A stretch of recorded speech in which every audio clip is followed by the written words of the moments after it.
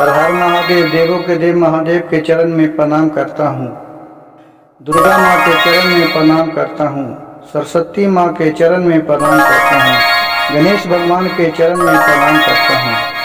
गुरु भाई गुरु बहनों के चरणों में प्रणाम करता हूँ। एक गांव में गोपाल और पूर्णिमा एक भाई और बहन रहती थी। उसका पिताजी और माँ का देहांत छोटे गांव में ही हो गया था। पूर्णिमा का भाई गोपाल बहुत ही सुशील और सीधा बच्चा था। उस जैसे ही 7-8 साल का हुआ, वो सुबह सुबह उठता था और शिव मंदिर में जाकर झाड़ू पोछा करके और शिव भगवान से आरजू मिनती प्रार्थना करके और घर आता था। उसका बहन माँ से भी बढ़ के उसको ख्याल रखती थी, क्योंकि माँ पिताजी के गुजर जाने के बाद गोपाल था जिसका देखभाल पूर्णिमा उसकी जो बहन थी वही करती थी। और घर में कौन करेगी। वो अपने भाई को अच्छा संस्कार देता था कि बाबू सुबह सुबह उठ के भगवान को पास जाओ, उनसे आरजू मिनती करो, उनके साफ सफाई करो, जो तुम्हारे दिल तुम मांगेगा ओ प्रभु भोलेनाथ तुमको इच्छा पूरा करेंगे। गोपाल पूछा, दीदी वो सब कुछ सबके पूरा करते हैं? पूर्णिमा बोली कि हाँ बाबू, वो सबको इच्छा जानते हैं और जो भी उनको मन से मांगता है उसे भोलेनाथ सबको पूरा करते हैं। कहा ठीक है दीदी, मैं तो रोज सुबह सुबह जाऊंगी। और रोज सुबह जाता था शिव मंदिर में गोपाल और झाड़ू पोछा करता था और शिव भगवान के पास बैठ के वो जो भी मन में आता था बेचारा अबोध था, कहता हे भोलेनाथ हमको पढ़ने का मन कर रहा है, हमको पढ़ाइए। और कह के और चले आया। दूसरा दिन उसको बहन बोली कि भोलेनाथ से क्या मांगा? गोपाल बोला कि दीदी आज तो मैं मांगा कि हे भोलेनाथ हम पढ़ना चाहते हैं, आप हमको पढ़ाइए। तो उसका पूर्णिमा बहन बोली कि तो भोलेनाथ क्या बोले? कहें कि वो आज तो कुछ नहीं बोले, अब देखिए कल क्या बोलते हैं। फिर बिहानी होला गया,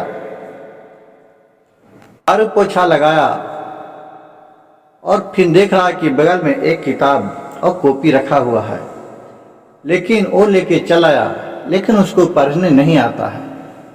था क्या करे।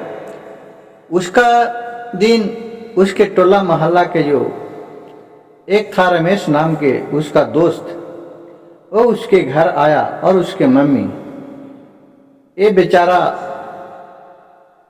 हुआ था कॉपी लेकर, उसको तो कुछ लिखना पढ़ना आ नहीं रहा था। तो उधर से जो रमेश आया तो बोला कि दोस्त तुम्हें पढ़ने आता है? तो बोला कि नहीं दोस्त हमको तो पढ़ने नहीं आता है, तुम पढ़ाओगे? कि हाँ हाँ मैं पढ़ाऊंगा, ठीक है मैं स्कूल से आऊँगा और जो पढ़ूंगा जो तुमको पढ़ाऊंगा। कहा ठीक है दोस्त। उसे को देखकर उसके रमेश के माँ भी बहुत खुश हुई। तो पूर्णिमा ने पूछी कि चाची आप क्यों खुश हो रहे हैं?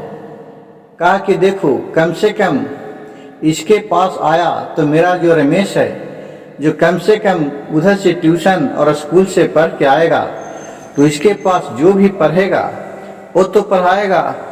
इससे हमको ये फायदा होगा कि इसको रिवाइज भी हो जाएगा और जो गंदा को सत्संगी है खेलने कूदने के लिए बेकार का निकल जाता है वो भी नहीं निकलेगा, क्योंकि अपने काम में व्यस्त हो जाएगा।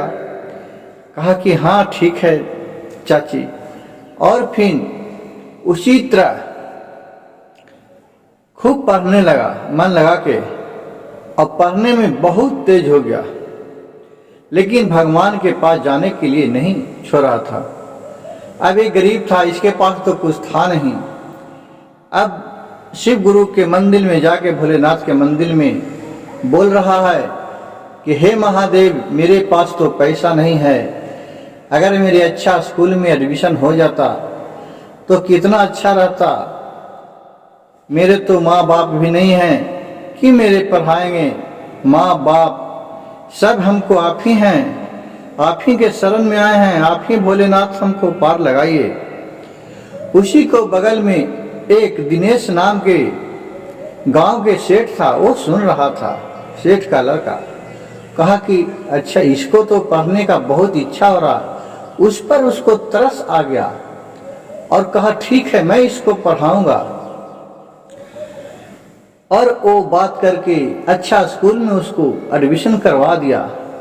इसके पास एक लेटर आया कि तुम को एक जो मन चाहिए स्कूल पढ़ना चाहता है, उस स्कूल में तुम पढ़ने के लिए जा सकता है। तुम्हारा जितना भी पढ़ाई का भार है वो इस गांव का सेठ उठाया है। यह सुनकर गोपाल बहुत खुश हुआ और झूम उठा।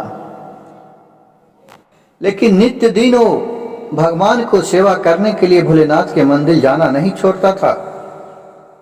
एक दिन के बात हुआ कि वहां शिवरात्रि का समय था।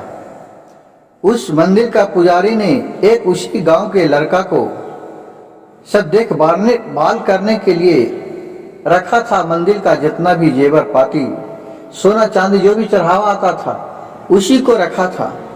लेकिन उसका मन में लालच आ गया और वो क्या किया कि सारी गहना चुरा के अब अपने घर लेके चला गया।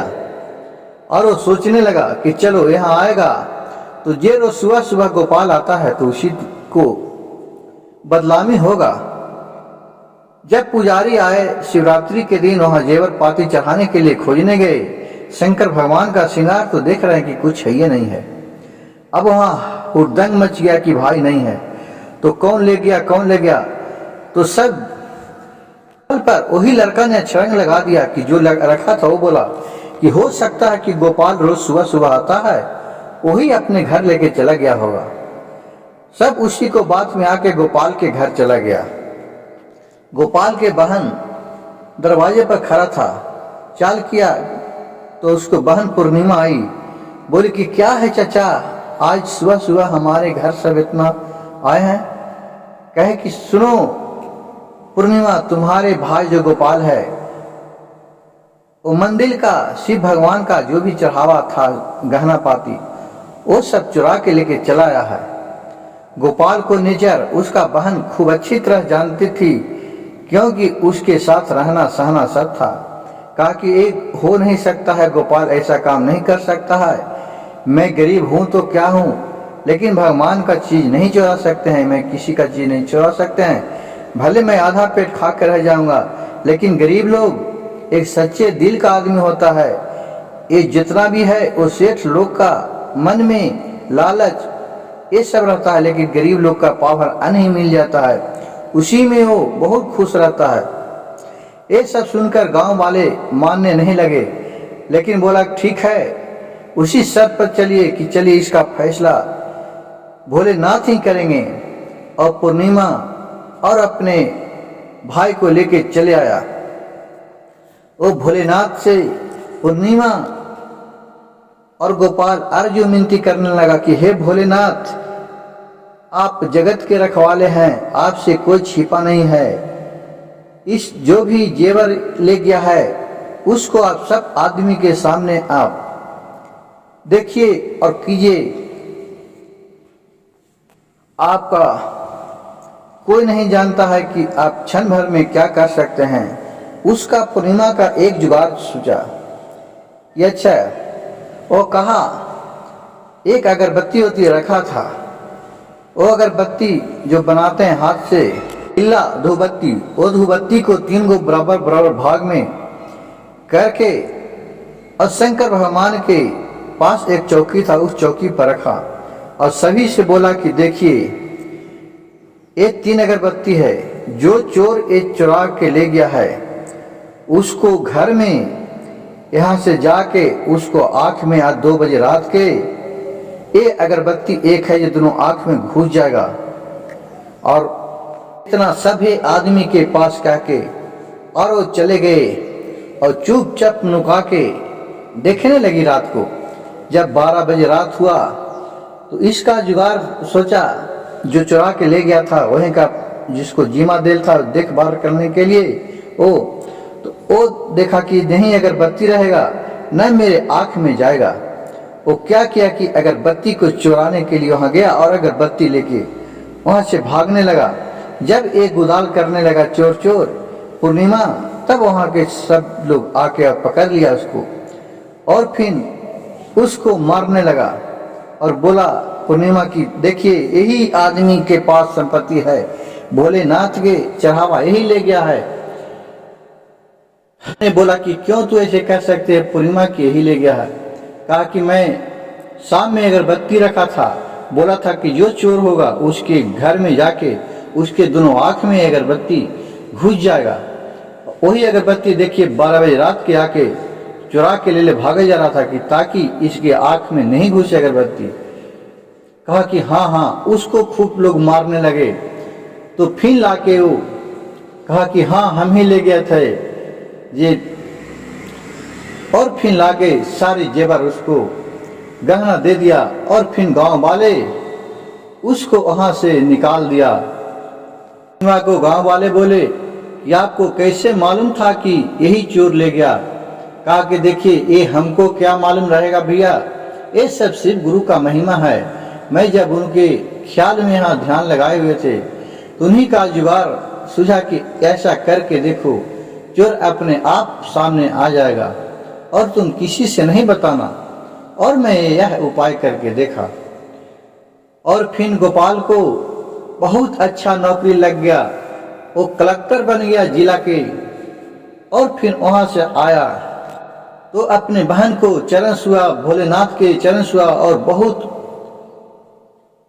शिव गुरु का शिव चर्चा कराया मंदिर में जाके। और फिर वो सेठ को जो लड़का था नाम लिखवाया था उसके पास गया, दोनों भाई बहन, और उसको चरण छूकर प्रणाम किया और बोले कि आज अगर आप नहीं साथ देते तो आज मेरे भाई कलेक्टर नहीं बनता। उन्होंने बोला सेठ के लड़का ने कि देखो बहन, ये मैं कुछ नहीं करने वाला हूँ, ये सब भोलेनाथ का कृपा है। भोलेनाथ स्वयं ही अपने नहीं आते हैं, उनका दृष्टि ही रहता है, उनका दुआ रहता है कि वो किसी न किसी रूप में किसी भी आदमी को जब उसके ऊपर संकट पड़ता है तो खड़ा हो जाता है। ये सब सिर्फ गुरु का महिमा है, हमको इसमें कोई बड़कपन नहीं है। यह सब सुनकर गांव वाले शिव मंदिर को में बहुत ही जय जयकार होने लगे और सेठ के लड़के को लोग बहुत तारीफ करने लगे। और गोपाल को भी गांव में बहुत अच्छा नाम रोशन किया। भोलेनाथ के कृपा इसी तरह बनता है कि जिसका कोई नहीं जानता है। भोलेनाथ जिस तरह इस अनाथ बच्चे को ऊपर कृपा बरसाए, उसी तरह मेरे वीडियो सुनने वाले सभी गुरु भाई गुरु बहन के ऊपर कृपा बरसाए लगे रखें। हर हर महादेव, घर घर महादेव। और मेरा वीडियो अच्छा लगे तो मेरे चैनल को सब्सक्राइब कीजिए, लाइक कीजिए और शेयर कीजिए।